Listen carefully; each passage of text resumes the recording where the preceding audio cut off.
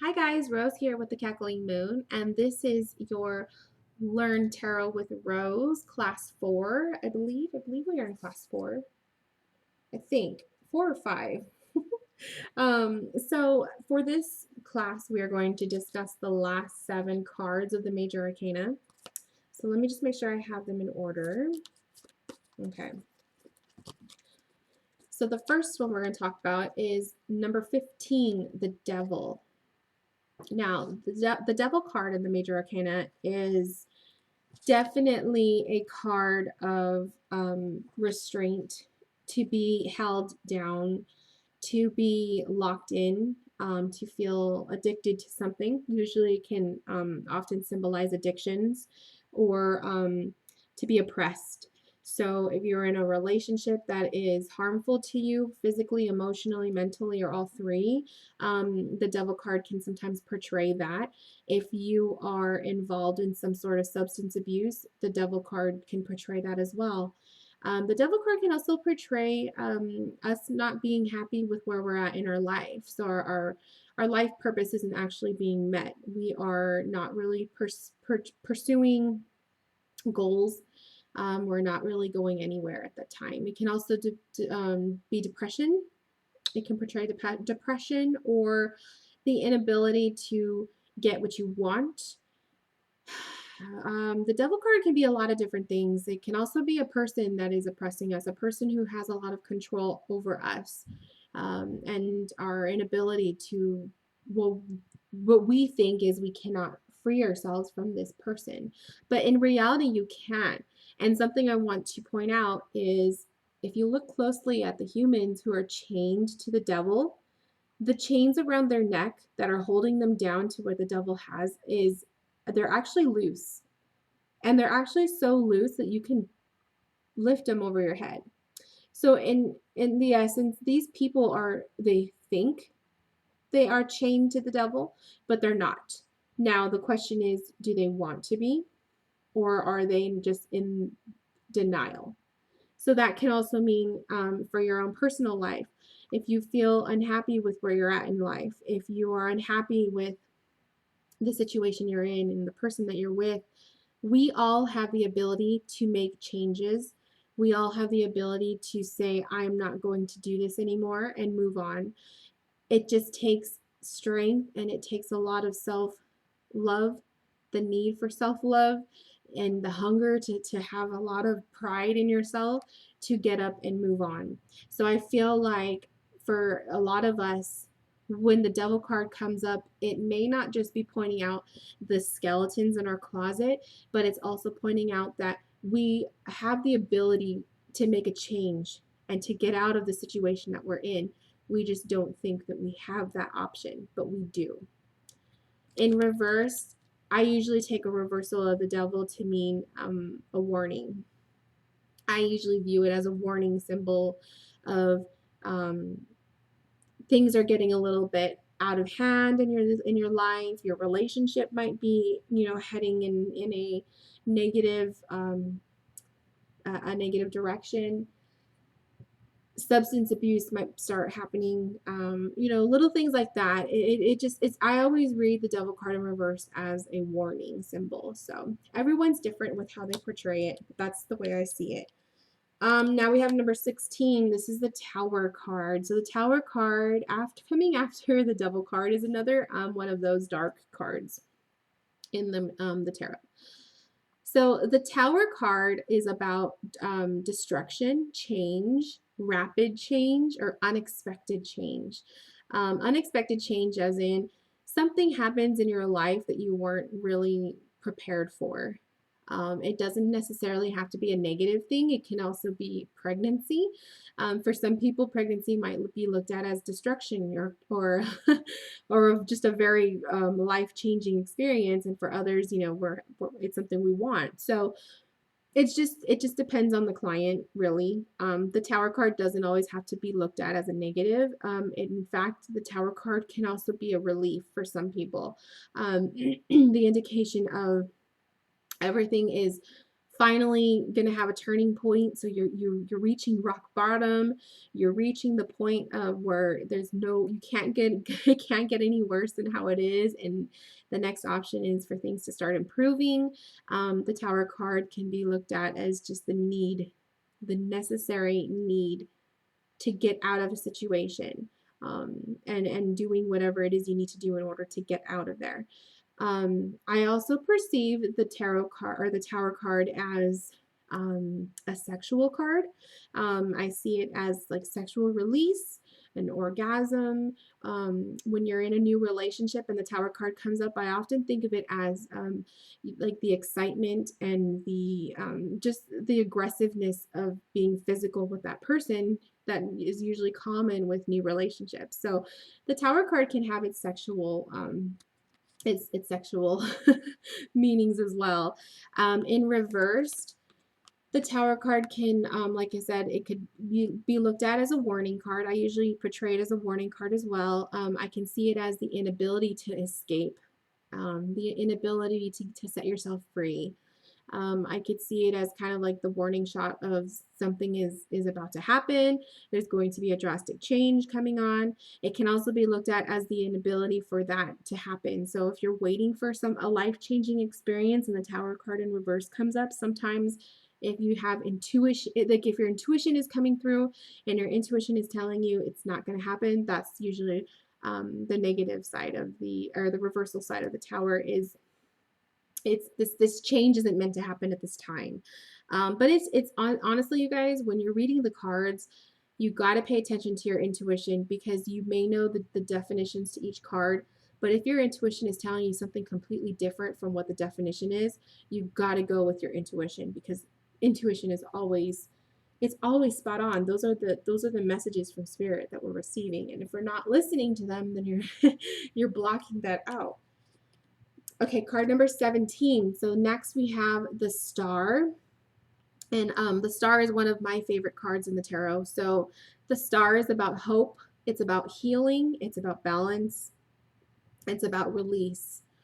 Hope and healing. I view the Star, I personally view the Star as a healing card. It's showing you that, you know, you've gone through a lot.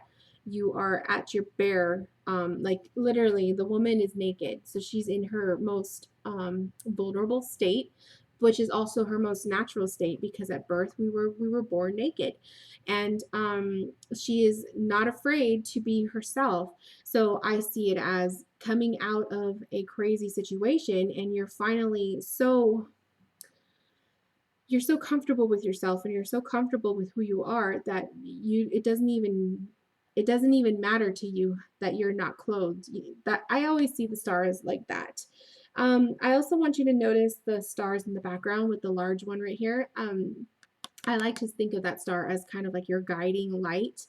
So inspiration, it could be literally somebody in your life who is inspiring you or leading you in a way, a spiritual path. It could be a spiritual awakening card, a lot of things. But the other message of the star is being hope is just when this comes up, especially in readings where the client is depressed or going through a rough time and the star comes up, it's always like a message of hope that things are going to be getting better. Things are going to be turning around. Just hang in there. It's kind of like one of those messages.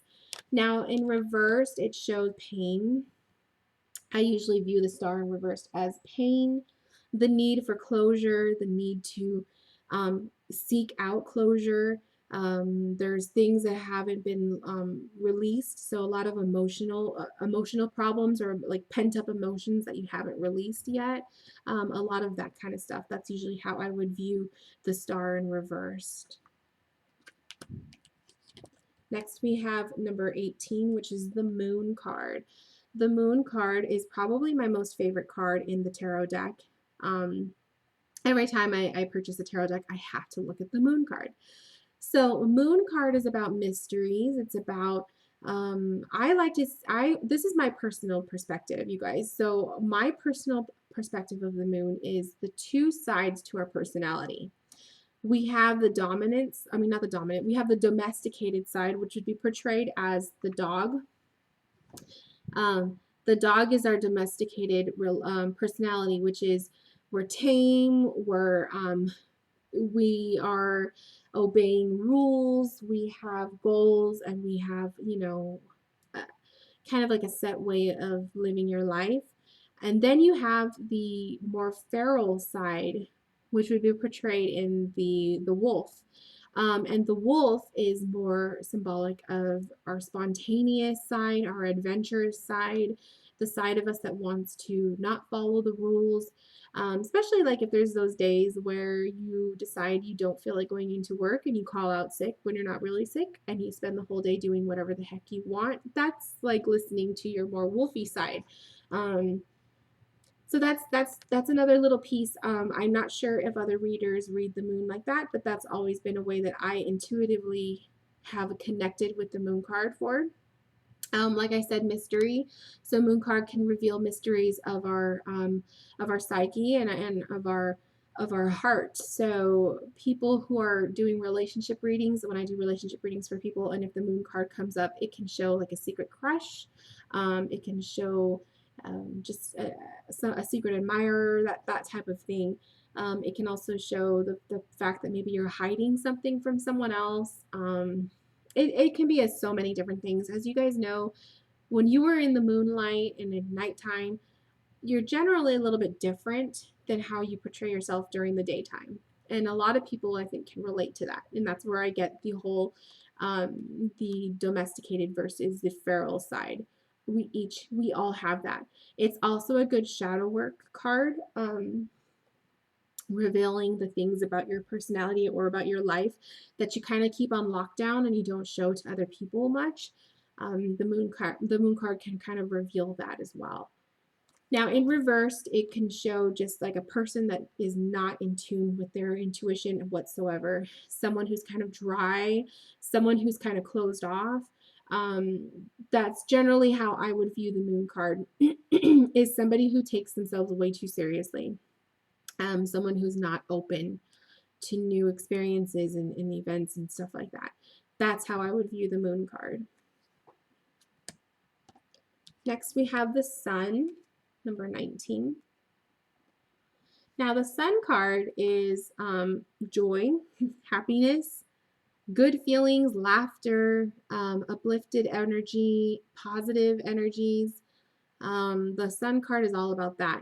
I also want you to take note that there is a child on the horse of a white horse. This is symbolic for innocence, purity, and youth.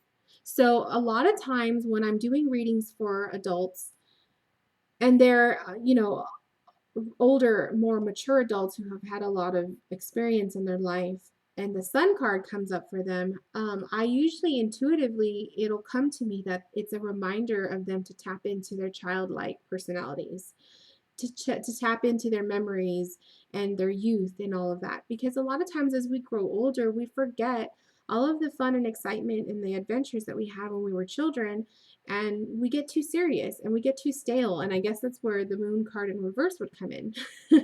So the sun card is kind of a reminder to stay young in your thoughts, to live a youthful life, and to always tap into your childhood, because that's where you were most innocent and where you're most honest with yourself and other people, is when you were a child. We're not as corrupted as we grow older. Now, in reverse, the sun card is also, obviously, it could be an indication of sadness, depression.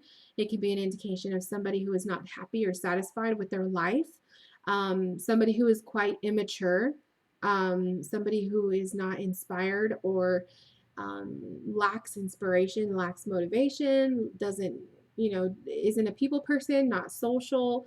It can mean so many different things. The sun is probably one of the most easiest cards to read in the tarot. I love the sun card. It's very inspiring. And it's definitely a card if you guys are practicing, what's the word, manifesting like abundance and happiness. Definitely place that sun card out with a candle and just to take the energy from it, because it is definitely one of the most positive cards in the tarot. Number 20, we have Judgment. So judgment is all about the way, for if we're looking at it for ourselves, it's the way that we perceive ourselves. Self-judgment, the way you think about yourself. How do you look at yourself in the mirror? What do you think? Are you critical? Or are you loving with yourself? Judgment can also indicate other people's perspectives of us, or the way that we worry and obsess over what other people are thinking about us. Um, Judgment can be a self-check card. So if it pops up for you, it might be something for you to think, okay, I got to start, really thinking about myself here. And are there things in my life that I need to change, or things in my attitude that I need to change? That can also be an indication. It can also be a call for spirituality. So if you are kind of drifting away from your spirituality or your faith, I always see the Judgment card as kind of like the angels calling to you, like, come back, kind of, come back to me, and grow again. So I perceive the Judgment card as that as well. Now in reversed, automatically the reversal of Judgment makes me think of not having faith in yourself, not having self-confidence, lacking self-esteem, all of those things. I feel like that's what Judgment would in reverse would be. I also feel like it's giving in to what other people want and not necessarily what you want personally. So sacrificing your happiness in yourself for the happiness of other people. I also perceive Judgment in reverse like that. And again, the whole lack of faith, not having a faith or turning your back, Judgment in reverse would usually pop up to indicate that that's what's going on in your life at this time. And lastly, we have number 21, the World. So the World card is kind of like it is the ending to a story, the ending to a journey, coming full circle, as you could see. A lot of people I've heard think of her as the graduation card. So like when you're graduating high school, you've come through many, many years of learning and experience and whatnot. And when you graduate, it's all over and you're ready to start all over again in a new path. That's generally what the World would mean. It means coming full circle, the ending of one path and the starting of a new one. If the World comes up for you in a reading as a future card, it's definitely portraying that the end is near and that there's going to be a new, kind of like a new possibility opening up for you. But just knowing that the end of a cycle, basically, whatever experience or event that has been going on in your life at that time, the World card usually indicates the ending of it. Now, if the World card in reverse comes up for, like, say, for relationship readings, this would indicate kind of a breakup or the ending of the relationship. Something's going on, like the feelings are a little bit rocky. In careers, it could be the ending of a job or it could be retirement. That retirement is near, but it may not necessarily be something that you want to happen at that time because of the reversal. It's all personal perspective. Mine, I don't always read reversals as negative, but there are times where a reversal definitely feels negative to me, and I just go based on how I feel. So like I said again, you guys, intuitively, you got to listen to your intuition. If you feel that the reversal of the World is a positive, read it as a positive. If you feel it's a negative, read it as a negative. You got to go with your intuition. But the World is just, it's a happy card, and it's a very positive card to have, and it's good to know that the ending of a cycle has happened. You graduated, you're moving on to the next step, the next chapter, yada, yada, yada. Okay? So you guys, that is all of the major arcana. We just did that in a couple videos, so I apologize for the couple weeks that was in between the last two videos. But things get busy and whatnot. So we discussed the major arcana. The next video I'm gonna do is going to be I don't know, I might be a little bit different. I may not jump right into the minors. I might just discuss the cards. I think I'm going to do a spreads video. And then, I'll discuss the minors, but I'm not going to go into detail of each individual card like I did with the majors. I'm probably just going to talk about the numbers individually, or I'll talk about the elements, so the suits. But I haven't decided yet. So if you guys have any input, any, any advice or any, any tips you want to give me based on what you would like to see or learn, the how you would like to see or learn, please, please, please leave me a comment. I would love to know, because there's a lot of cards in the minor, and I don't want to spend time boring you guys on it. If there's a different way you'd rather see it be done, so just let me know. But I think the next video I'm going to do is going to be a spreads video, and how I do the spreads and how I lay out the cards, because I have a lot of questions about that all the time on my blog. So I think that'll be a good direction to go with this. So you guys stay tuned. Hopefully I'll have another video up within the next couple days, maybe later today if I'm really good and get the chance to do it. But if not, I'll see you guys later, and thank you for joining this class. Bye.